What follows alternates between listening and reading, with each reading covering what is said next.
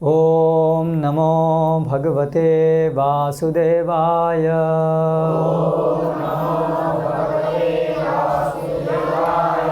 ओम नमो भगवते वासुदेवाय।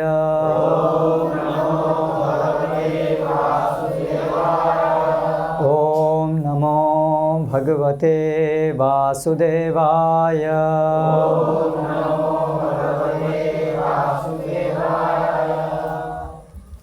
आने वाले ये 2-3 दिन में हम लोग श्रीमद् भागवतम के तृतीय स्कंद से भगवान कपिल की शिक्षाओं को पढ़ेंगे। जितनी भी कक्षाएं होंगी उसमें जितना भी हम पढ़ पाएंगे। तो ये अध्याय 25 है, भक्ति योग की महिमा। यहाँ से ये आरंभ होती हैं शिक्षाएं। तो सुबह और शाम 2 समय कक्षाएं होंगी 23 तारीख तक। तो उसमें हम ये कपिल व्याख्यान पढ़ेंगे। आज जो श्लोक हम आरंभ कर रहे हैं उसमें देवहूति पूछ रही हैं भगवान कपिल से। कृपया आप लोग दोहराइए। देवहूतिरुवाच निर्विण्णा नितरां भूमन् असत् इंद्रिय तर्षणात् येन संभाव्यमानेन प्रपन्ना अंधं तमः। देवहूतिरुवाच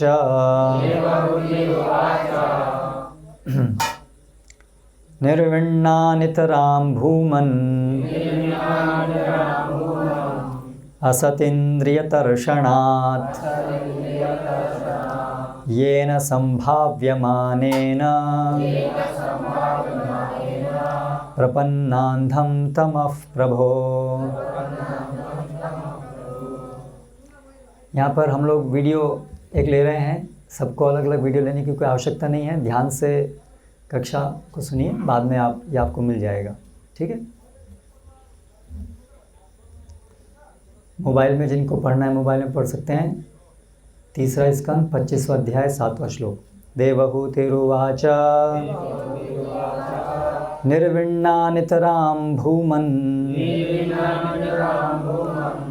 असदिन्द्रियतर्षणात् येन संभाव्यमानेन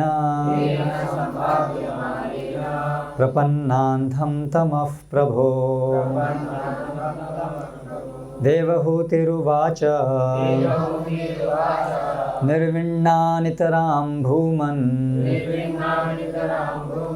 असतीन्द्रियतर्षणात् येन संभाव्यमानेन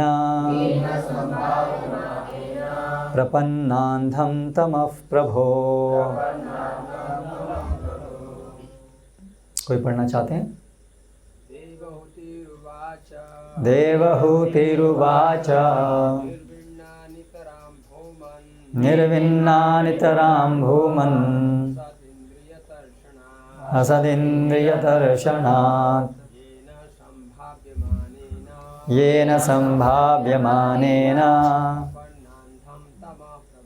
प्रपन्नान्धं तमः प्रभो।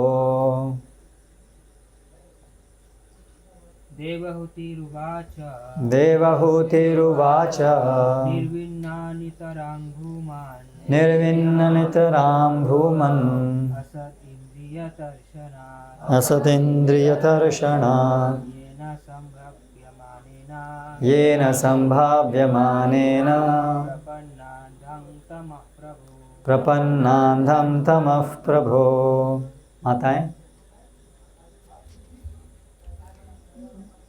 देवहूति उवाच देवहूति ने कहा निर्विण्णा उबी हुई नितरां अत्यधिक भूमन हे भगवान असत क्षणिक इंद्रिय इंद्रियों की तर्षणात् उत्तेजना से येन जिससे संभाव्यमानेन संभव होने से प्रपन्ना मैं गिर चुकी हूँ अंधम तमः अज्ञान के गर्त में। प्रभो हे प्रभु। अनुवाद एवं तात्पर्य द्वारा कृष्ण कृपा मूर्ति श्री श्रीमद् अभय चरणारविंद भक्ति वेदांत स्वामी श्रील प्रभुपाद। देवहूति ने कहा, हे प्रभु, मैं अपनी इंद्रियों के विक्षोभ से ऊबी हुई हूँ और इसके फलस्वरूप मैं अज्ञान रूपी अंधकार के गर्त में गिर गई हूँ। तात्पर्य, यहाँ पर असत इंद्रिय तर्षणात् शब्द सार्थक है। असत का अर्थ है क्षणिक और इंद्रिय का अर्थ है इंद्रियां। इस तरह असत इंद्रिय तर्षणात् का अर्थ हुआ भौतिक शरीर की क्षणिक रूप से प्रकट इंद्रियों द्वारा क्षुब्ध होकर। हम भौतिक शरीर के विभिन्न स्तरों से होकर विकसित हो रहे हैं, कभी मानव शरीर में तो कभी पशु शरीर में रहते हैं। फलतः हमारी इंद्रियों के कार्य व्यापार भी बदलते रहते हैं। जो भी वस्तु बदलती है वह क्षणिक या असत कहलाती है। हमें यह ज्ञात होना चाहिए कि इन क्षणिक यानी कि असत इंद्रियों से परे हमारी स्थायी इंद्रियां होती हैं, जो इस समय भौतिक शरीर से ढकी हुई हैं। स्थायी इंद्रियां पदार्थ से कुलषित होने के कारण सही ढंग से कार्य नहीं करती। फलतः इस कलुष या कल्मश से इंद्रियों को मुक्त करना ही भक्ति है। जब कल्मश पूर्णतः दूर हो जाता है और इंद्रियां शुद्ध कृष्ण चेतना से युक्त होकर कार्य करती हैं, तो हम सत इंद्रिय को अर्थात शाश्वत इंद्रिय कार्यकलापों को प्राप्त होते हैं। शाश्वत इंद्रिय कार्यकलाप भक्ति योग कहलाते हैं, जबकि क्षणिक इंद्रिय कार्यकलापों को इंद्रिय तृप्ति कहते हैं। जब तक कोई इंद्रिय तृप्ति से ऊब नहीं जाता, तब तक उसे कपिल जैसे व्यक्ति से दिव्य संदेश सुनने का सुयोग प्राप्त नहीं होता। देवहूति ने कहा कि वे ऊब गई हैं, चूँकि अब उनके पति ने गृह त्याग कर दिया है, अतः वे भगवान कपिल के उपदेशों को सुनकर विश्राम प्राप्त कर सकती हैं। ओम अज्ञानतिमिरान्धस्य ज्ञानञ्जनशलाकया चक्षुरुन्मीलितं येन तस्मै श्रीगुरवे नमः। श्रीचैतन्यमनोभीष्टं स्थापितं येन भूतले स्वयं रूप कदा मह्यं ददाति स्वपदान्तिकं। वन्देऽहं श्रीगुरो श्रितः पदकमलं श्रीगुरून् वैष्णवांश्च श्रीरूपं साग्रजातं सहगण रघुनाथान्वितां तं सजीवं साद्वैतं सावधूतं परिजनसहितं कृष्णचैतन्यदेवं श्रीराधाकृष्णपादान् सहगण ललिता श्रीविशाखान्वितांश्च। जय श्रीकृष्ण चैतन्य प्रभु नित्यानंद श्री अद्वैत गदाधर श्रीवासादि गौरभक्तवृंद। हरे कृष्णा कृष्णा कृष्णा हरे हरे, हरे राम राम राम हरे हरे। देवहूति ने कहा, हे प्रभु, मैं अपनी इंद्रियों के विक्षोभ से ऊबी हुई हूँ और इसके फलस्वरूप मैं ज्ञान रूपी अंधकार के गर्त में गिरी हुई हूँ। तो यहाँ से आरंभ होती हैं बहुत महत्वपूर्ण शिक्षाएं। देवहूति प्रश्न पूछ रही हैं और कपिल भगवान उत्तर देंगे। श्रील प्रभुपाद ने एक पुस्तक लिखी है ना, पूर्ण प्रश्न पूर्ण उत्तर।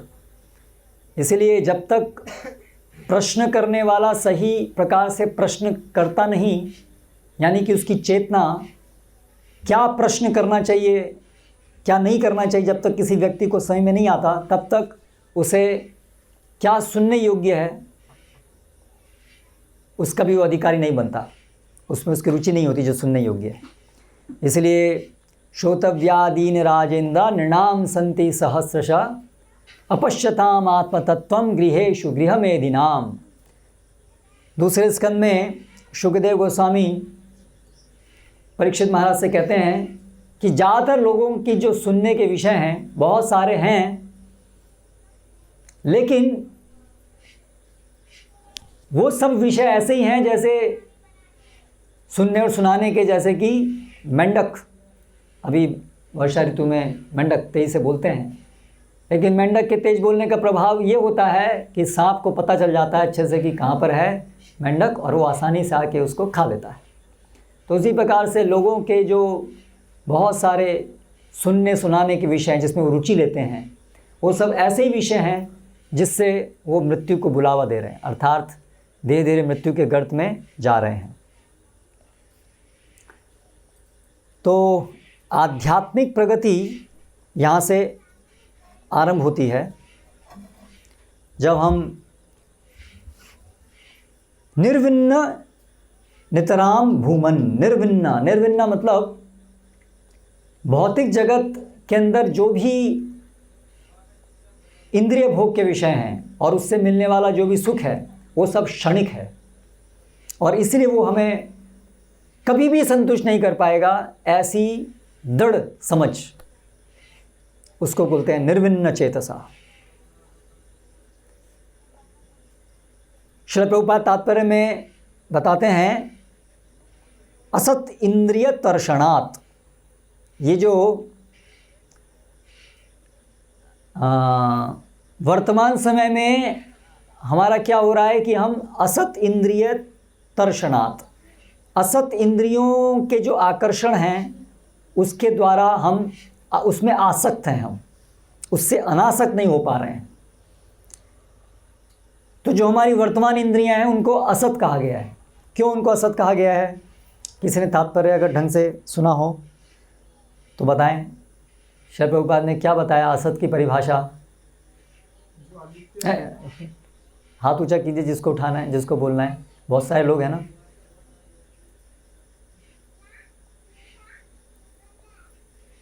दो लोग हैं, ठीक है, बोलिए। जो असत है वो जो अनित्य है।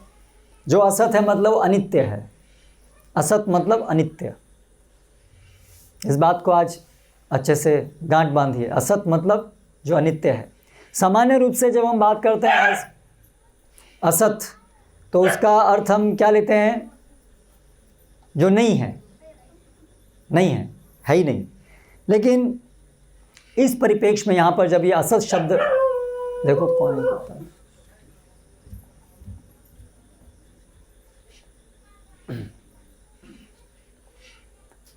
जब इस परिप्रेक्ष्य में हम असत की बात करते हैं तो यहाँ से अर्थ नहीं है कि जो है ही नहीं, इसका अर्थ होता है जो क्षणिक है। जैसे इस भौतिक जगत को असत कहा गया है। आध्यात्मिक जगत सत है, ये भौतिक जगत असत है। तो उसका अर्थ ये नहीं है कि ये भौतिक जगत है ही नहीं। भौतिक जगत है लेकिन वो क्षणिक है। उसी प्रकार से सपना, सपना हम कहते हैं सपना है। सपना एक तरीके से वो है नहीं, लेकिन वास्तव में सपना भी है। सपना एक मन के अंदर की होने वाली क्रिया है जिसमें जो बाहर की जो इंद्रियां हैं हमारी, वो सोई हुई रहती हैं, वो जागृत नहीं हैं। इसीलिए जो बाहर के जो विषय हैं, जैसे आँख का विषय है, कान का विषय है, वो मन उसके संपर्क में नहीं आ पाता है। लेकिन जो अंतःकरण में जो ये जो बहुत सारे विषय की छाप अंदर है, उसके वो संपर्क में आता है। जैसे अभी हम देख रहे हैं ये घड़ी, तो अभी ये जैसे घड़ी हमने बहुत बार देखी होगी और बहुत सारी चीज़ देख रहे हैं, वो सब के छाप हमारे अंतःकरण में रहती है। जो भी घटनाएं घटती हैं, जो भी हम देखते हैं, करते हैं, इच्छा करते हैं, तो जब हम सो जाते हैं सपने में, तो हमारा जो मन है, अभी जैसे मन है तो अभी वो इसके संपर्क में आया, घड़ी के संपर्क में आया, आँखों के माध्यम से। आँखों ने घड़ी को देखा और उसके माध्यम से मन ने घड़ी को देखा। लेकिन अभी हम सो जाएंगे तो ये घड़ी नहीं दिखेगी, लेकिन कभी कभी सपने में घड़ी दिखती है ना, आवाज़ भी आती है, घड़ी अलार्म बजता है तो आवाज़ भी आती है। वास्तविक अलार्म नहीं, अंदर वाला अलार्म भी कभी कभी बजता है, झूठा अलार्म। ऐसे बहुत सारी आवाज़ आती हैं। तो वो सब क्या है, वो हमारे अंतःकरण में जो सारी संस्कार हैं विषयों के सूक्ष्म रूप में वो अंदर रहते हैं और मन हमारा उनको देखता है, उनके संपर्क में आता है। तो जैसे अभी हम कोई चीज़ देखें, मान लीजिए कोई सांप देखें, तो सांप देखते ही हमारे मन के अंदर, आँखों से मन ने देखा और फिर मन के अंदर एक भाग है स्मृति, तो स्मृति से उस मन के अंदर पता चला ये तो सांप है, ये तो बहुत डरावनी चीज़ है, भयंकर चीज़ है, भागो, डर लगता है इससे, तुरंत ये भावना आई, डरो, डरने की भावना आई।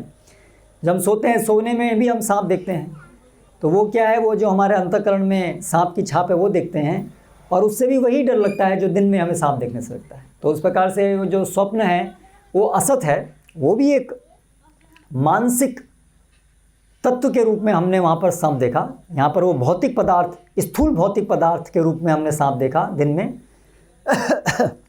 और रात में हमने सूक्ष्म मन के अंदर जो उसका मानसिक रूप था वो हमने उसको देखा। तो इसलिए असत का अर्थ है जो क्षणिक है। तो जो मायावादी विचारधारा है उसमें वो क्या बोलते हैं, ब्रह्म सत्यम जगत मिथ्यम। क्या अर्थ है इसका, मायावादी लोग क्या बोलते हैं इससे, उनकी क्या समझ है इस वाक्य से, क्या बोलते हैं वो लोग, ब्रह्म सत्यम जगत मिथ्यम। बीच में थोड़ी परीक्षा होगी, हाँ, कितना आप लोग समझे हैं, आप बताएंगे क्या मतलब है इससे, क्या बोलते हैं वो मायावादी लोग। वो सत्य है, जगत है, ये मिथ्या है, ये नष्ट हो जाएगा। नष्ट हो जाएगा मतलब है तो खरा, है तो, लेकिन नष्ट हो जाएगा, मायावादी लोग ऐसा कहते हैं। और कोई विचार, ये सुना है सबने ये वाक्य, ब्रह्म सत्यम जगत मिथ्या। प्रासेनजीत, ये जगत सपना सपना है, ये जगत सपना है, मतलब जगत है कि नहीं है, जगत नहीं है। नहीं है। तो दो विचार आ गए अभी यहाँ पर, एक बोल रहे हैं कि जगत है ही नहीं और एक बोल रहे हैं जगत है तो लेकिन नष्ट हो जाएगा। तो मायावादी लोग की विचारधारा में कौन सी सही है, मायावादी के अनुसार जगत है ही नहीं ये सही है, या जगत है तो लेकिन नष्ट हो जाएगा, जगत है लेकिन नष्ट हो जाएगा, ये है मायावादी विचार। कितने लोग सोचते हैं ऐसा, हाथ उठाइए। ओके, आप तो सोचते हैं, आप तो ठीक है, एक तो। और जगत है ही नहीं, ओके। और अभी जो बाकी लोग हाथ नहीं उठाए वो अभी लगता है ये विषय के ऊपर ज़्यादा अभी चिंतन नहीं किए, ऐसा समझ सकते हैं। ठीक है, तो ये सब बातें हमें समझनी चाहिए। मायावादी क्या कहते हैं, तो मायावादी यही कहते हैं जगत है ही नहीं, जगत नष्ट तो बाद में होगा, पहले है ही नहीं। मायावादी सोचते हैं जगत मिथ्या है ही नहीं। तो फिर ये सब हमें जो महसूस हो रहा है, देख रहे हैं, ये सब क्या है, तो बोलते हैं ये सब आपका भ्रम है। जैसे रास्ते में कोई रस्सी हो रात में और कोई व्यक्ति देखे, अरे तो सांप है, तो सांप तो है नहीं वहाँ, लेकिन उसको लग रहा है सांप है ना। तो ऐसा ही वो उदाहरण देते हैं कि इसी तरीके से जगत है ही नहीं, कुछ भी नहीं है, आप और हम कुछ नहीं है, ये पंडाल नहीं है ही नहीं, ये माइक नहीं है, कुछ नहीं है, ऐसा वो लोग बोलते हैं। तो लेकिन शास्त्र ऐसा नहीं बोलते, वो उनकी गलत धारणा है, वो शास्त्र की गलत समझ है। तो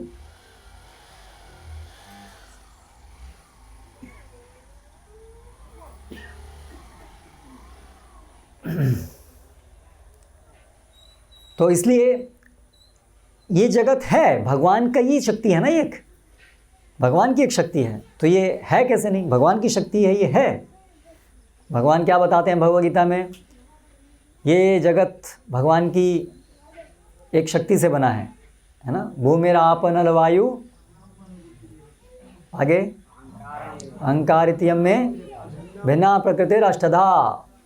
ये मेरी 8 जो तत्वों की बनी है प्रकृति उससे बना हुआ है। भगवान नहीं बोलते कि जगत है ही नहीं, भगवान बोलते हैं है, ये इन 8 चीज़ों से बना हुआ है।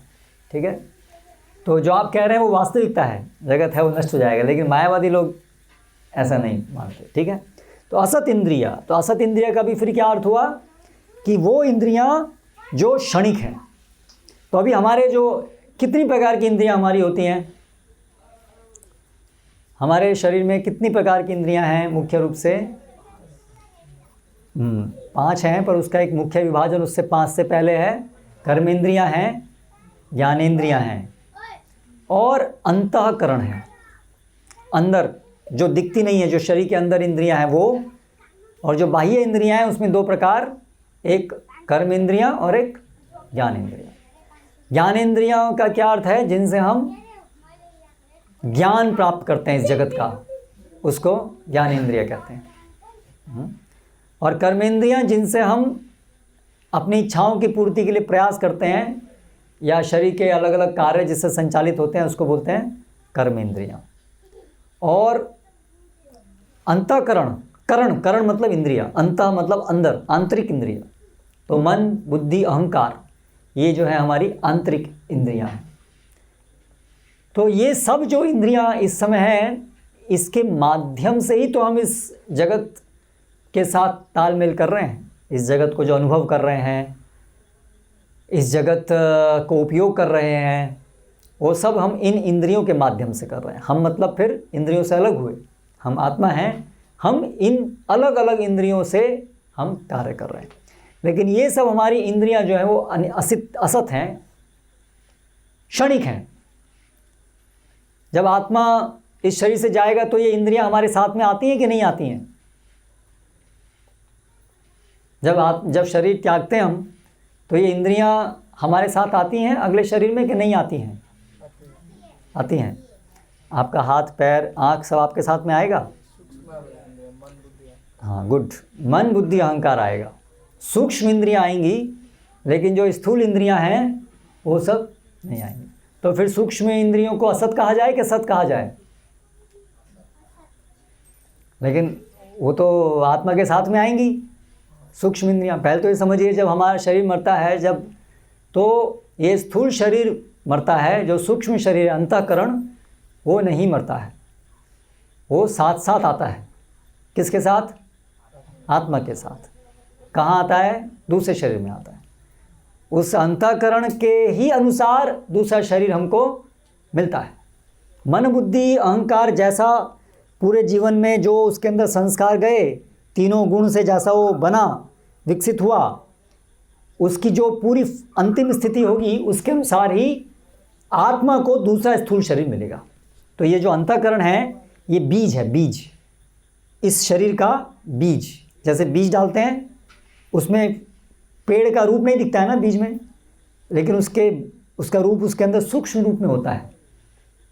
तो उसी प्रकार से ये जो हमारा स्थूल शरीर है, इसका सूक्ष्म रूप अंतःकरण में होता है। केवल रूप नहीं, इस शरीर की आयु कितनी है, इस शरीर का लंबाई कितनी रहेगी, रंग क्या रहेगा, कितना स्वस्थ रहेगा, क्या बहुत कुछ इसके जीवन में, हमारे जीवन में कब कौन कौन सी प्रमुख घटनाएं घटेंगी, इतना सब सूक्ष्म प्रोग्राम भी हमारे अंतःकरण में रहता है। जैसे बीज के अंदर एक आपने केले का अगर या पीपल का पेड़ लगाया, तो उसमें वो कितना लंबा जाएगा, उसकी पत्तियों का रूप कैसा होगा, उसकी स्मेल कैसी होगी, और उसका फल किस प्रकार का होगा, कितनी सारी डिटेल्स हैं ना जो उस बीज के अंदर हैं।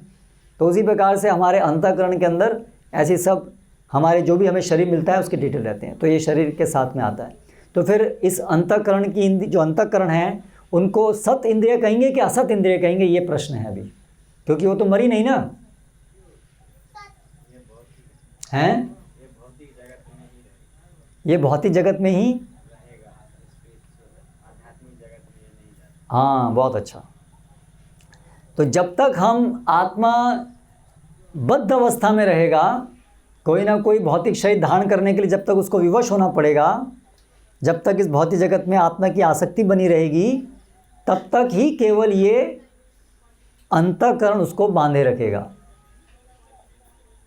है ना। स्थूल शरीर बदलता रहेगा।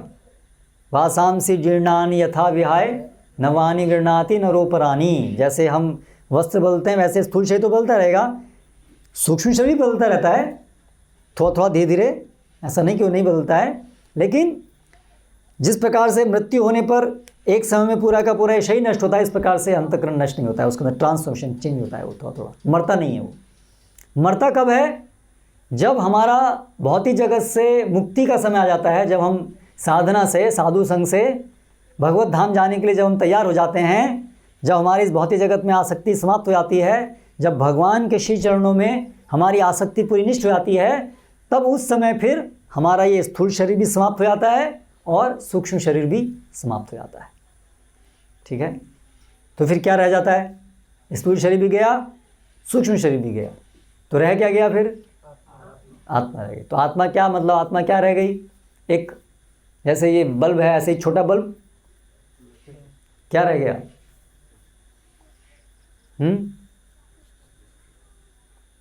आत्मा क्या होते हैं? आत्मा क्या होती है? आत्मा का क्या है? आत्मा एक छोटा सा प्रकाश का स्फुलिंग जैसा है। क्या है आत्मा? कौन बताएंगे? नेपाल से आए भक्त लोग, आप लोग नहीं? आत्मा का रूप होता है। आत्मा का रूप होता है। आत्मा का फिर और क्या? मन होता है, बुद्धि होती है, हाथ पैर होता है, हैं? आध्यात्मिक शरीर होता है। मतलब आत्मा एक होती है और उसके ऊपर एक आध्यात्मिक शरीर होता है। आत्मा का ही, कौन बोल रहे हैं?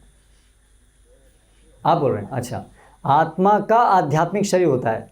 मतलब जैसे अभी एक आत्मा है, उसका एक ये शरीर है, ऐसे आध्यात्मिक जगत में आत्मा का एक शरीर होता है, लेकिन वो भौतिक नहीं होता, वो आध्यात्मिक होता है, ऐसा कह रहे हैं। और मन बुद्धि होता है? नहीं होता। हाथ पैर होता है? अच्छा, आध्यात्मिक होता है। तो फिर वो हाथ पैर चलता कैसे? अगर मन नहीं है, बुद्धि नहीं है, तो चलता कैसे फिर वो? ज्ञान कैसे होगा? बुद्धि तो है ही नहीं उसमें, मन भी नहीं है। होता होगा, अभी होता होगा की बात नहीं कर रहे, हो क्या है उसकी बात कर रहे हैं हम लोग।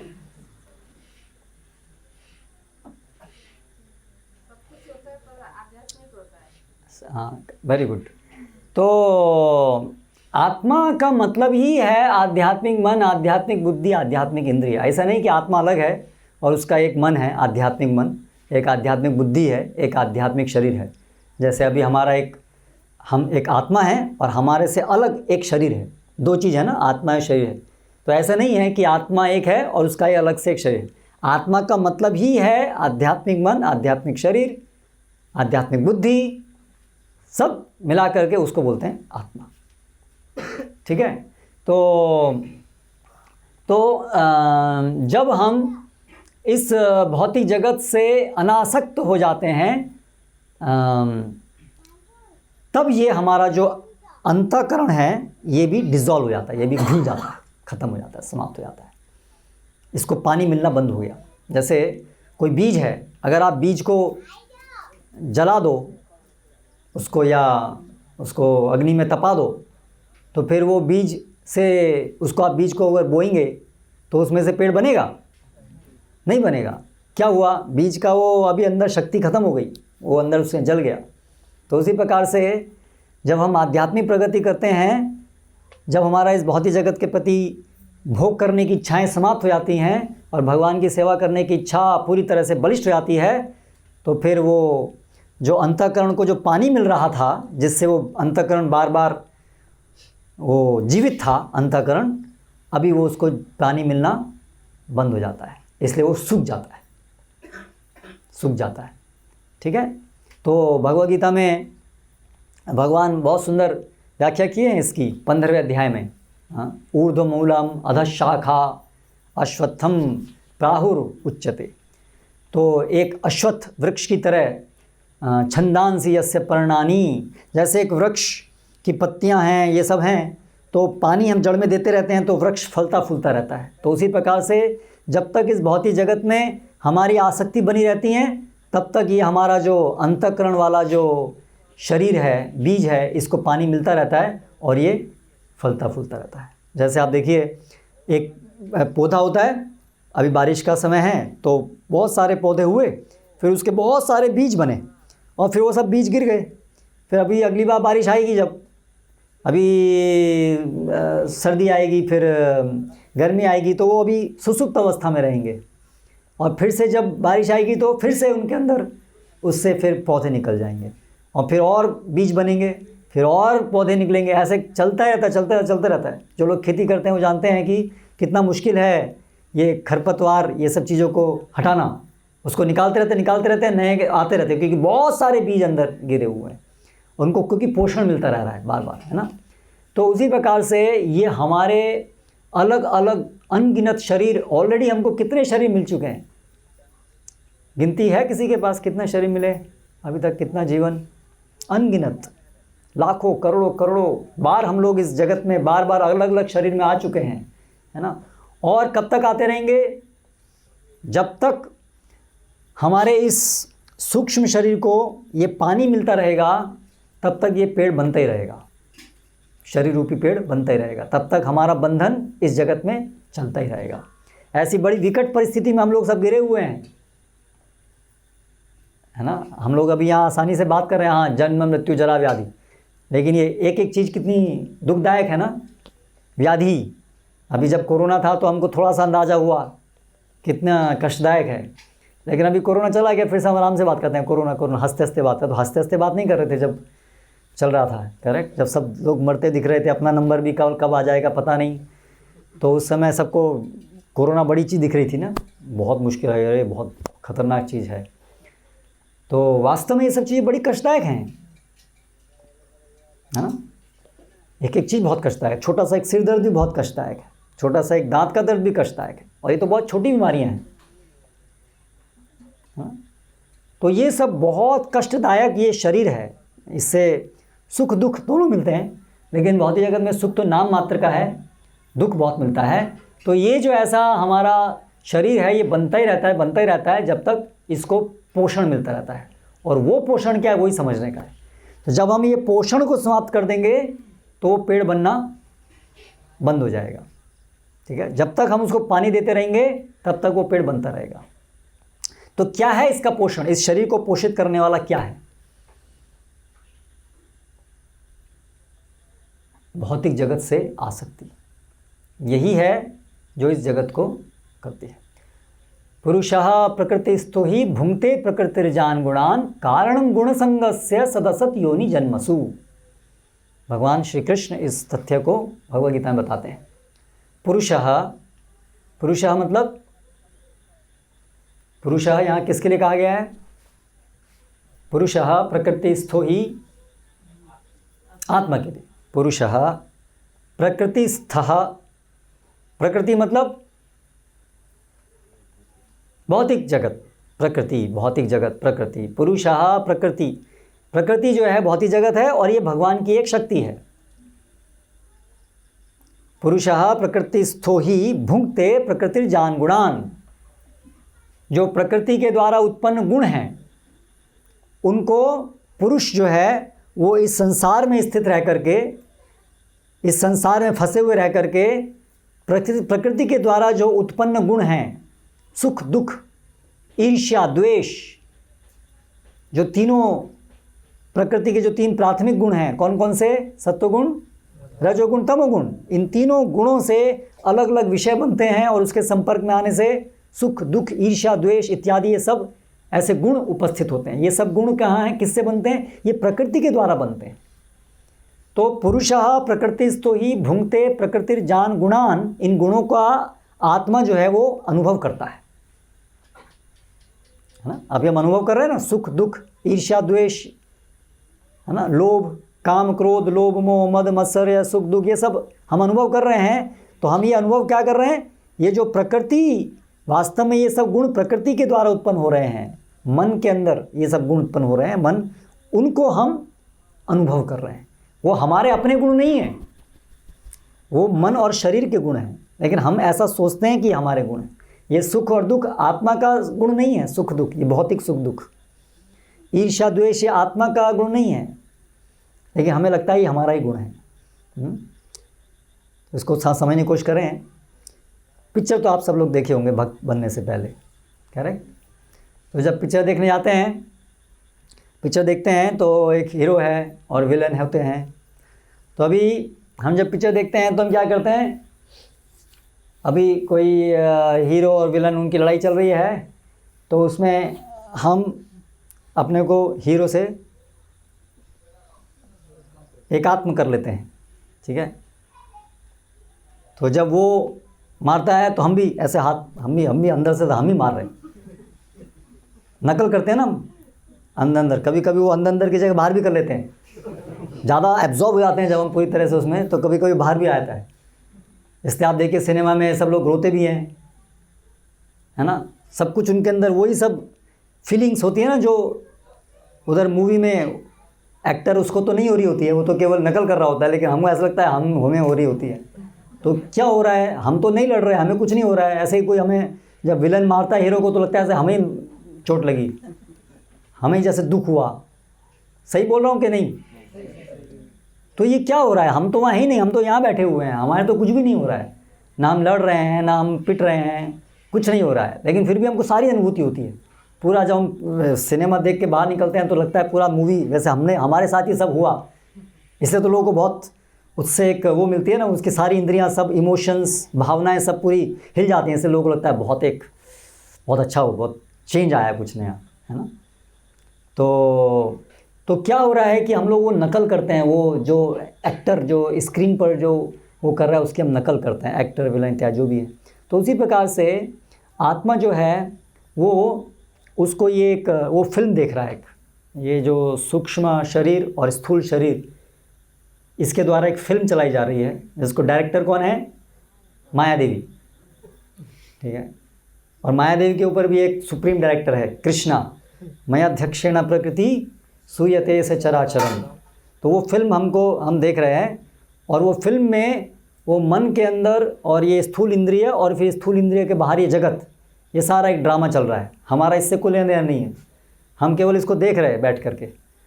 लेकिन जब बैठ के देख रहे हैं तो हम उसमें इतना अंदर अपने को लगा देते हैं कि वो जो हम देख रहे हैं हमें लगता है कि वो हम ही हैं, ये मन मैं ही हूँ, ये शरीर मैं ही हूँ। इसलिए मन के अंदर वास्तव में सुख दुख की अनुभूति होती है, आत्मा में नहीं होती है सुख दुख की अनुभूति। आत्मा को कोई भी चीज़, भौतिक चीज़ से ना सुख हो सकता है ना दुख हो सकता है, क्योंकि आत्मा भौतिक है ही नहीं।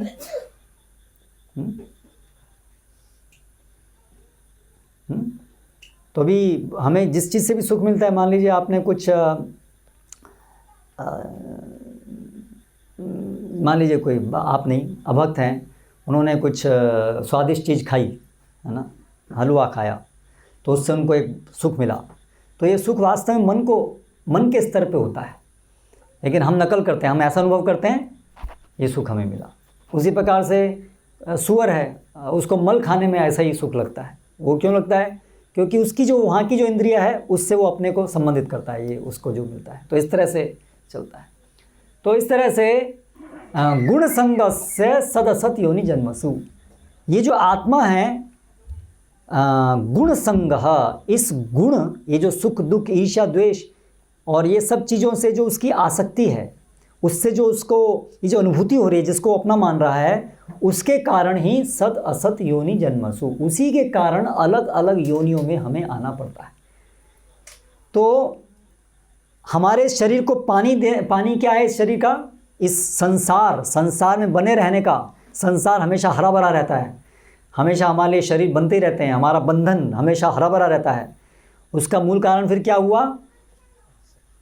हमारी इस शरीर और शरीर के माध्यम से इस संसार के साथ हमने अपना सोच लिया, ये मैं ही हूँ, ये जो मिथ्या अहंकार कि ये मैं ही हूँ, और ये सुख दुख के प्रति हमारी आसक्ति, हाँ ये मेरा सुख है मुझे चाहिए, और ये मेरा दुख है ये मुझे नहीं चाहिए, ये जो मिथ्या धारणा है, यही हमारे इस संस्कृति, इस संसार में बने रहने का कारण है।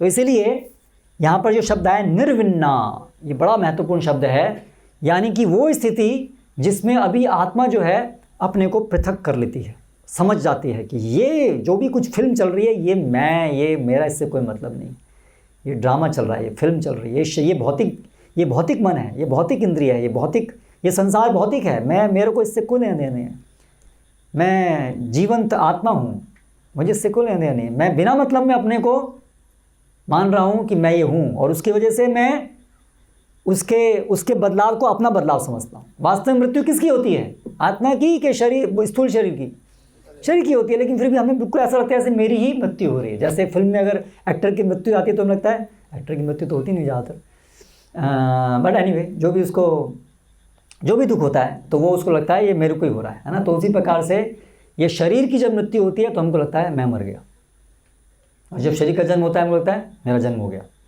जन्म होने पे तो हमें चेतना नहीं रहती है, लेकिन बाद में हम सोचते हैं हाँ मेरा जन्म हुआ, करेक्ट। तो इस प्रकार से ऐसी हमारी स्थिति। तो निर्विन्ना मतलब जो अभी चेतना की शुद्धि से इस बात को अभी भली भांति समझ गया है, कम से कम सैद्धांतिक रूप से पूरी तरह समझ गया है, और काफ़ी हद तक अनुभव भी उसको हो गया है कि ये शरीर अलग है, मैं अलग हूँ, और इस भौतिक जगत में जो भी कुछ सुख दुख है वो मेरा सुख दुख नहीं है, बल्कि वो सुख दुख अपना मानना वही मेरे इस भौतिक जगत में बने रहने का कारण है। जो इस बात को समझ गया है उसे बोलते हैं निर्विन्ना।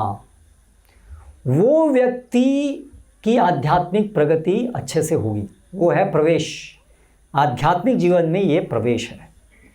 तो इसलिए हम सबको अपने हृदय में हमेशा ही झांक के देखना चाहिए कि मैं कितना योग्य हुआ, मैं तैयार हुआ आध्यात्मिक प्रगति करने के लिए।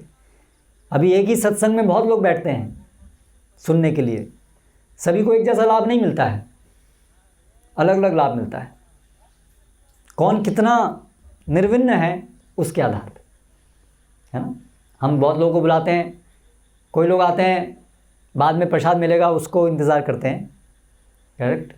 कुछ लोग आते हैं वो कुछ अच्छा म्यूज़िक है, कोई अच्छा थोड़ा, बहुत लोग इकट्ठे होंगे तो एक अच्छा लगता है, लोग इकट्ठे होते हैं तो सामाजिक आनंद, है ना। कुछ लोग उसके लिए आते हैं। कुछ लोग हैं जो एक जिज्ञासा है, जाते हैं सुनते हैं तो क्या बोल रहे हैं, देखते हैं क्या बोलते हैं, क्या ऐसा करके आते हैं। कुछ लोग हैं जो अभी अरे ये हमें जगत से निकलना है, हमें जानना है, भगवान के प्रति आसक्ति बढ़ानी है, इस जगत में हमें इससे अनासक्त होना है। तो किसकी अच्छी ज़्यादा प्रगति होगी? जो ये समझ करके सत्संग में भाग ले रहा है ऐसी पूरी इच्छा से, है ना, तो वो सोएगा भी नहीं। बाकी लोग जल्दी सो जाएंगे, हाँ, ज़्यादा थके हैं तो भी सो जाएंगे, ऐसा नहीं है, करेक्ट। चाहे भले ही वो चाहते हो सुनना, लेकिन बहुत नींद आएगी तो सो जाएंगे। लेकिन बाकी लोगों को रुचि नहीं आएगी तो भी सो जाएंगे, क्योंकि इनको लगेगा हाँ अभी कुछ पता नहीं क्या क्या बोल रहे हैं, कुछ ज़्यादा रुचिकर नहीं लग रहा है। और यहाँ पर कुछ चुटकुले सुनाएंगे तो सब जगेंगे। तो उनका आनंद उसमें चुटकुले में है। अलग अलग स्तर पे लोग हैं, तो इसीलिए सबको अलग अलग स्थिति में लाभ होगा। तो इसलिए पहले हम लोग अपने हृदय में झाँक के देखना चाहिए कि मेरी स्थिति क्या है। क्या मैं वास्तव में ये समझ रहा हूँ कि ये भौतिक जगत दुखालयम है? केवल ये भौतिक जगत केवल कोरोना दुखालयम नहीं है। अगर कोरोना नहीं है तो भी ये दुखालयम है। अगर मेरा शरीर बिल्कुल हष्ट-पुष्ट है तो भी ये दुखालयम है। तो आप कहेंगे ऐसे कैसे? अगर शरीर ठीक है तो फिर क्या दुख है? फिर तो अच्छा है, फिर तो शरीर से खूब खाओ पियो मौज करो। शरीर ही बीमारी है, शरीर ही तो बीमारी का लक्षण है। और कौन सी बीमारी ढूंढ रहे हैं हम? शरीर ही बीमारी का लक्षण है ना। ये शरीर ही तो खुद अपने आप में बीमारी है। शरीर का होना ही हमारे लिए बीमारी है ना। जैसे जंजीर, किसी को जंजीर से बांधा जाए तो लोहे की जंजीर की जगह सोने की जंजीर से बांधा जाए तो क्या बहुत अच्छी बात है। हाँ यार, सोने की जंजीर से बंधा हूँ मैं, देखो कितने हर्ष की बात है। बंधन तो बंधन है, चाहे सोने की जंजीर का हो चाहे लोहे की जंजीर का हो, दोनों में बंधन तो एक जैसा ही है। तो उसी प्रकार से अंततः आत्मा को ये शरीर जकड़े हुए तो है ही। वो जो जब तक ये शरीर बंधन है तब तक हम भगवान के साथ जो हमारा संबंध है वो अनुभव नहीं कर पाएंगे, हाँ। तब तक हम इस भौतिक जगत में ही बने रहेंगे। और ये शरीर है मतलब कि आज भले ही उसमें बीमारी नहीं हो, लेकिन बीमारी तो आएगी ही, क्योंकि तो शरीर का लक्षण ही गुण ही है, बीमार होगा मरेगा ही ये तो ऐसे शरीर मतलब बीमारी। तो ऐसा नहीं सोचना चाहिए कि जब कोई बड़ा दुख आए तभी दुख है। इस संसार में कृष्ण को भूलना ही दुख है वास्तव में। कृष्ण को भूलना ही दुख है। ये सुख दुख दोनों ही भ्रम है, दोनों ही दुख है। आत्मा के लिए दोनों ही दुख है, सुख भी दुख है और दुख भी दुख है, दोनों ही दुख हैं। इस बात को समझना बहुत बड़ा साक्षात्कार है। जो इस बात को समझता है वो बहुत स्थिरता से आध्यात्मिक प्रगति कर पाता है। तो धीरे धीरे ये सब होगा, धीरे धीरे हम अपने जीवन में देखेंगे। जैसे जैसे हम श्रील प्रभुपाद और गुरुजनों के द्वारा बताए गए तरीके पे चलेंगे तो धीरे हमें हर चीज़ स्पष्ट होगी। जब आप देखिए, आप लोग हम पहली बार जब आए सुने तो उस समय ये सब विषय इतने स्पष्ट नहीं हो रहे थे जितने आज हो रहे हैं। अभी भी यही प्रवचन, यही बात, यही भागवतम तात्पर्य है। आज भी इसमें से हम बहुत कुछ नहीं साक्षात्कार कर पाए। जब और हमारी शुद्धि होगी तो यही पढ़ कर के हमें और इसमें बहुत गहराइयाँ हैं जो हम अभी समझ नहीं पाए, है ना। जैसे वही उदाहरण है, हाथ में दस्ताना पहना है तो स्पर्श किया लेकिन अनुभव नहीं कर पाए, लेकिन जब वो दस्ताना हट जाएगा तो हम वो अनुभव कर पाएंगे। तो उसी प्रकार से अभी हमारी सब इंद्रियों के ऊपर, आध्यात्मिक इंद्रियों के ऊपर, जो हम हैं आत्मा, आध्यात्मिक इंद्रियां, उसके ऊपर ये सब बहुत ही कल्मशयुक्त इंद्रियां चढ़ी हुई हैं, जिससे कि हम कुछ भी चीज़ यथारूप नहीं देख पाते हैं, यथारूप नहीं समझ पाते हैं, यथारूप अनुभव नहीं कर पाते हैं। यथारूप अनुभव मतलब कृष्ण की उपस्थिति का अनुभव, कृष्ण सेवा का, कृष्ण सेवा में कृष्ण उपस्थिति, कृष्ण के साथ दिव्य प्रेम, दिव्य आनंद का अनुभव, वो हमारी आध्यात्मिक इंद्रियों से होता है। और जब वो अनुभव नहीं हो रहा है, इसका मतलब दस्ताना चढ़ा हुआ है ऊपर। जब भी हृदय के अंदर कुछ काम क्रोध लोभ मोह, या काम क्रोध लोभ मोह नहीं है लेकिन सत्वगुण के अंदर बड़ी शांति है, भौतिक जगत में शांति है, वो भी आवरणीय है, वो सत्वगुण का दस्ताना है। वो भी जब भी जैसे ब्रजवासी पूरी तरह से भगवान कृष्ण की सेवा में तल्लीन जब तक ऐसे नहीं हैं हम, तब तक समझ लीजिए हमारी अभी आध्यात्मिक इंद्रियां के ऊपर आवरण चढ़ा हुआ है, तब तक हम अपनी स्वाभाविक स्थिति में नहीं हैं। तो इसलिए ये है भक्ति में प्रवेश। तो देवहूति को ये स्तर है। देवहूति माँ क्या कह रही हैं कि मैं अभी ऊब चुकी हूँ इस संसार से। तो जो इस संसार से पूरी तरह ऊब चुका है उसके लिए आध्यात्मिक जीवन में प्रवेश है। और ये ऊबना भी ऐसा नहीं शमशान वैराग्य की तरह, जब कोरोना आया तो ऊब गए थे, हाँ सब बेकार है संसार, अभी तो भगवान की तरफ ही चलना है। और जब वैक्सीनेशन आ गया, ठीक हो गया थोड़ा, फिर से भगवान दूर चले गए। ऐसा वैराग्य नहीं चाहिए, ऐसा साक्षात्कार नहीं चाहिए, स्थिर वैराग्य। हाँ, दुखेशु अनद्विग्न मना सुखेशु विगत स्पृहा। सुख की अवस्था होने में भी हमें समझ में आइए सुख नहीं है, बेकार है, इसके पीछे नहीं जाना है, इससे ये भ्रम है। तो उसको बोलते हैं निर्विन्ना। तो ये आज की शिक्षा यहाँ पर हम आज समाप्त करेंगे। अभी समय समाप्त हुआ, कल से हम आगे अध्ययन करना शुरू करेंगे। हरे कृष्णा कृष्णा हरे हरे, हरे राम राम राम हरे। कोई प्रश्न अगर किसी का है तो आप पूछ सकते हैं।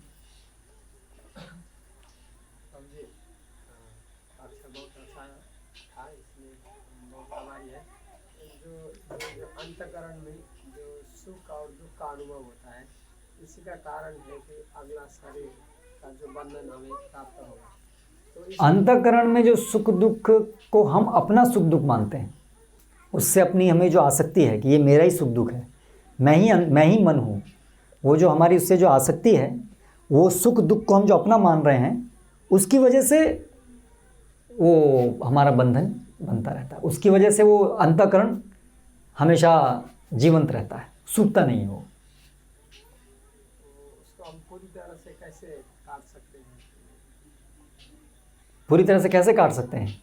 पूरी तरह से तो अंततः जब भगवान में आसक्ति हमारी पूरी तरह से हो जाती है, जब भगवान की सेवा में हम अनुरक्त हो जाते हैं, तब फिर ये पूरी तरह सूख जाता है। भगवान में आसक्ति के अंदर दो चरण हैं, भौतिक जगत के प्रति अनासक्ति और भगवान की सेवा में आसक्ति। तो भक्त जो हैं जैसे जैसे भगवान की सेवा में आगे बढ़ते हैं, श्रवण कीर्तन करते हैं, तो ये दोनों चीज़ साथ साथ होती हैं।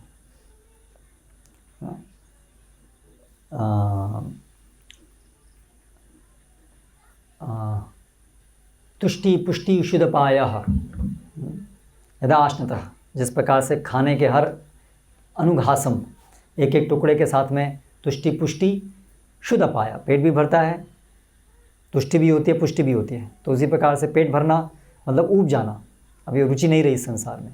तो भक्ति करने से ये सब चीज़ साथ साथ होती हैं। तो इस भौतिक जगत हमें समझ में आता है, ये रियलाइज साक्षात्कार होता है। इस भौतिक जगत में सुख सुख नहीं है, तो दुख ही दुख है तो क्षणिक है, इससे कोई फ़ायदा नहीं होने वाला ऐसा। तो जिस सत्संग में, साधु संग में, ये पूरी विधि से ही दे दे, यही विधि का पर्पज़ तो यही है ना, इस अंतःकरण और इस बाह्यकरण दोनों करणों से हमारी मुक्ति हो, दोनों सूख जाएं, और जो वास्तविक है हम आत्मा, वो फिर अनावृत हो जाए। अनावृत हो गई तो फिर कृष्ण का अनुभव होने लगेगा। यही प्रश्न था आपका। और कोई प्रश्न है जी? जैसे कि अभी पता चला कि आत्मा के एक फॉर्म होता है हाथ पैर में, तो आत्मा को फॉर्म जैसे कि 10,000 भाग के एक भाग, हाँ, बाल के 10,000 के एक भाग के बराबर है। और इतना छोटा है तो वो हाथ पैर बहुत छोटा होगा, तो कैसे वो आनंद लेंगे कैसे?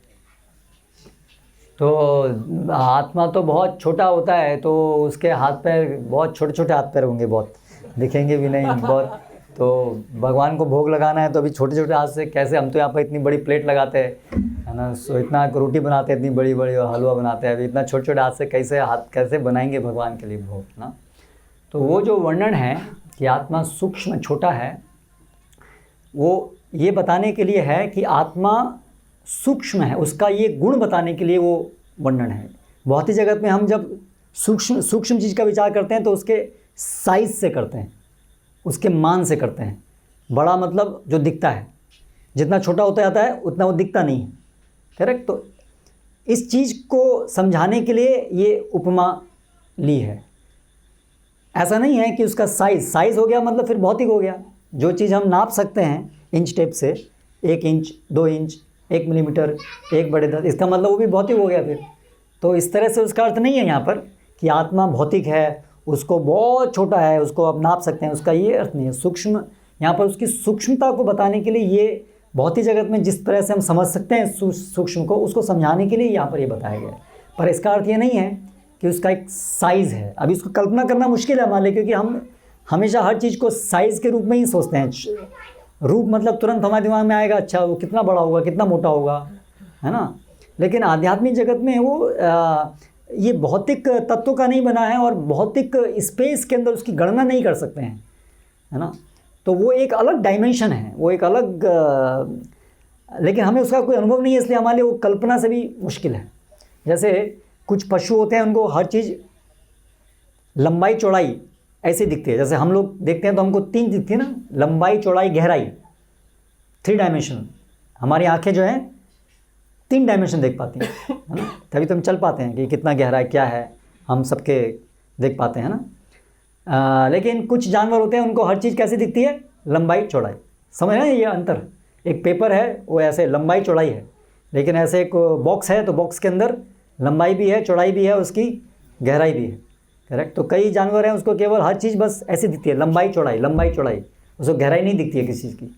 तो उनके लिए कल्पना कर पाना कि ऐसी भी क्या चीज़ है, गहराई ये क्या चीज़ होती है, ये क्या चीज़ होती है गहराई, ये कल्पना करना उनके लिए संभव नहीं है। ऐसे कुछ पशु है, जानवर हैं, जिनको हर चीज़ केवल काला सफ़ेद या बस बीच का ये दिखता है, उनको ये लाल नीला ये सब रंग नहीं दिखता है।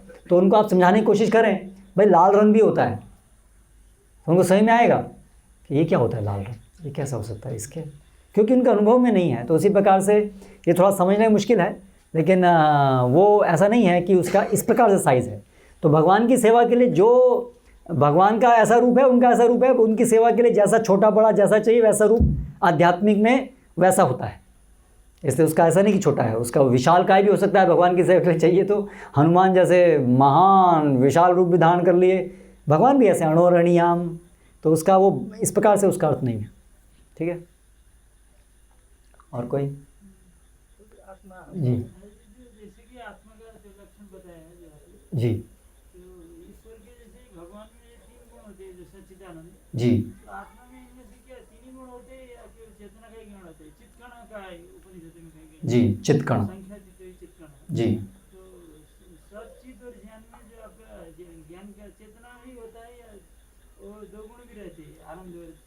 तो प्रश्न है कि आत्मा में सत चित आनंद जो भगवान के तीनों गुण हैं, क्या वो तीनों के तीनों गुण रहते हैं या केवल चेतना का कण है तो केवल चेतना ही रहती है? तो आत्मा के अंदर तीनों के तीनों गुण होते हैं, सच्चिदानंद। आत्मा भी सच्चिदानंदमय है। इसीलिए देखिए, आत्मा के अंदर हमेशा से बने रहने की इच्छा रहती है ना हर एक आत्मा में, कि मेरी मृत्यु नहीं हो। तो वो है उसका सत गुण की अभिव्यक्ति। चित्त ज्ञानवान, तभी हम ज्ञान, हमारे अंदर ज्ञान है तभी हम ज्ञान प्राप्त कर पाते हैं। वास्तव में वो ज्ञान प्राप्त नहीं होता है, वो ज्ञान उजागर होता है। तो ज्ञान है, केवल वो उजागर होता है। जैसे हम कृष्ण का बोध करेंगे, हम कहो हाँ कृष्ण है, उसको समझेंगे, अनुभव करेंगे, तो वो हमारे अंदर है, तो इसलिए हम ज्ञानवान हैं। सत चित्त और आनंद, हमारे अंदर हमेशा इच्छा रहती है कि हम आनंदित हो, करेक्ट। तो वो आनंदित होने की इच्छा, आनंद जो गुण है उसकी अभिव्यक्ति है। तो इसलिए आत्मा के अंदर, क्योंकि आत्मा भगवान का एक अंश है, इसलिए उसके अंदर ये तीनों गुण मिलते हैं। लेकिन उसकी जो माप है वो अलग अलग है। भगवान के सभी गुण आत्मा के अंदर, सभी तो नहीं लेकिन 50% गुण मैक्सिमम आत्मा के अंदर मिलते हैं। लेकिन सच्चिदानंद गुण ये आत्मा के भी गुण हैं, लेकिन अंतर भी है आत्मा में और परमात्मा में। चेतनस चेतना नाम एको बहुनाम, भगवान एक हैं, हम अनेक हैं, और हम अपनी इच्छाओं के लिए आश्रित हैं भगवान पे। तो अंतर है, लेकिन गुणात्मक दृष्टि से वो भी सच्चिदानंद में है, वो भी सच्चिदानंद में। एक मिनट, पहले किसी दूसरे का एक और प्रश्न ले लेते हैं, फिर आपका दूसरा प्रश्न। हाँ, प्रभु जी, ये सुख दुख के बारे में बात चल रहा है, तो मेरा प्रश्न कितना इस पे आएंगे कि नहीं पता नहीं, तो मैं जिज्ञासा करना चाहता हूँ कि अभी का जो परिस्थिति चल रहा है बांग्लादेश में, ये हम लोग सारा विश्व में भक्तों लोग का ये जो दुख हुआ है, जो प्रभावित हुआ है, ये बाहरी रूप से हुआ है, अंतःकरण से, आत्मिक रूप से हो रहा है, क्या बोलेंगे इसमें? एक वास्तव में एक शुद्ध भक्त को इस भौतिक जगत का कोई भी दुख ना तो दुख लगता है, ना तो कोई भी सुख सुख लगता है। जिसको भी आत्म साक्षात्कार हुआ है, जो भी भक्ति में प्रवीण है, उसको, जैसे हरिदास ठाकुर को मारा गया तो उनको कोई दुख नहीं लगा। एक भक्त प्रभुपाद, बहुत हार्ट अटैक हुआ, बहुत प्रभुपाद जानबूझ करके कष्ट लिए प्रचार में, भक्त लोग कष्ट लेते हैं प्रचार में। वैष्णवेर व्यवहार जैत दुख निश्चय मानिया तो परम सुख। वैष्णव के व्यवहार में जो भी दुख दिखे, निश्चय करके जानो ये उसका परम सुख है। एक भक्त जो है, वास्तविक भक्त जो बहुत दृढ़ है, वो इस भौतिक जगत के सुख दुख से अपना परिचय नहीं करता है। वो तो नित्य भगवान की सेवा में सुख का अनुभव करता है। इसलिए, लेकिन अभी किसी की स्थिति इतनी सुदृढ़ नहीं है, साधक है, तो उसको भौतिक जगत का सुख दुख अनुभव होगा, लेकिन कम से कम वो उसको सैद्धांतिक दृष्टि से समझ रहा है, ये दुख हो रहा है, ठीक है, ये तो मेरा दुख नहीं है, वास्तव में ऐसा लग रहा है कि मुझे दुख है, तो वो उसको आसानी सहन कर पाता है। लेकिन ऐसी भी अवस्था है जिसमें कि वो इतना अधिक भगवान की सेवा में तल्लीन है और इतना अधिक उसमें डूबा हुआ है कि ये भौतिक जगत, ये भौतिक शरीर को कष्ट आता है, कुछ भी आता है, और उससे बिल्कुल परेशान नहीं होता है। मतलब जब तक शरीर तब तक कुछ अनुभूति होगी, ऐसा नहीं कि अनुभूति नहीं होगी, लेकिन उससे कुछ उसकी चेतना में फ़र्क नहीं पड़ा। उसकी जो कृष्ण चेतना है, उसकी जो कृष्ण सेवा की चेतना है, उसमें तनिक भी फ़र्क नहीं पड़ता है। तो इसलिए वो कष्ट हो कि ना हो, सुख हो कि कष्ट हो, उससे फ़र्क क्या पड़ा? क्योंकि सबसे महत्वपूर्ण तो यही है ना कि हमारी कृष्ण चेतना में फ़र्क पड़ा कि नहीं पड़ा। जैसे श्रील प्रभुपाद, तो प्रभुपाद अभी बहुत समय तक अंत में खाए नहीं, और प्रभुपाद ने भी शरीर छोड़ा, लेकिन उनकी कृष्ण चेतना में कोई भी प्रभाव नहीं पड़ा ना। तो इस तरह से वो पूरी तरह से, अभी हम कहेंगे कि उनको सुख दुख से परे हो गए। वो परे होने का मतलब यही है कि उनकी कृष्ण चेतना में कोई प्रभाव नहीं पड़ा।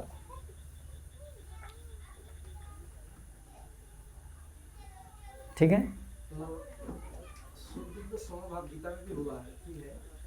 अभी इस परिस्थिति में हम लोग को क्या करना चाहिए? वो तो एक अलग प्रश्न है, उसको बाद में चर्चा करेंगे, अच्छा, छोड़ है ना? देना चाहिए हाँ कि ठीक है, वो तो एक अलग डायरेक्शन है। आज उसका हम कभी बाद में अलग से बाद में चर्चा करें। आज का जो विषय है उसके चर्चा करते हैं। समय, हाँ कोई और प्रश्न, आपका प्रश्न? हाँ, आत्मा दिखने में भगवान की तरह ही रहता है।